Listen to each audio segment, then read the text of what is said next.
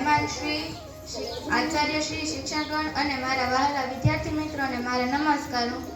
મારું નામ પરમાર પ્રિયંશી છે. હું ધોરણ 8માં અભ્યાસ કરું છું. હું તમને આજે ગણતંત્ર દિવસ વિશે થોડું જણાવીશ. 26 જાન્યુઆરી આપણો રાષ્ટ્રીય તહેવાર છે. 15 ઓગસ્ટ 1947ના રોજ આપણો ભારત દેશ આઝાદ થયો હતો.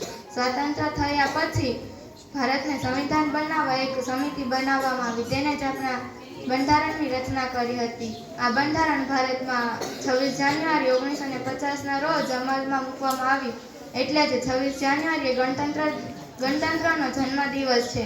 ગણતંત્ર દિવસ એ પ્રજાસત્તાક દિવસ તરીકે પણ ઓળખવામાં આવે છે. ગણતંત્ર દિવસ એ આપણા ભારત દેશમાં ખૂબ જ ધૂમધામથી ઉજવવામાં આવે છે. આ દિવસે સરકારી ઓફિસો, શાળા પાઠશાળાઓમાં મનોરંજન અને ધ્વજવંદનના કાર્યક્રમો રાખવામાં આવે છે. ઠેર ઠેર નેતાઓના ભાષણો રાખવામાં આવે છે.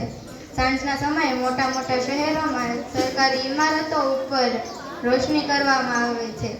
આ દિવસે આપણા દેશની રાજધાની દિલ્હીમાં ખૂબ જ ચહેલ પહેલ રહે છે.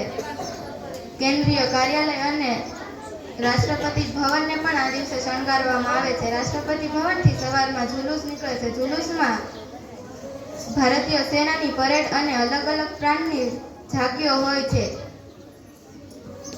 ખરેખર 26 જાન્યુઆરી આપણા માટેનો ગૌરવનો દિવસ છે.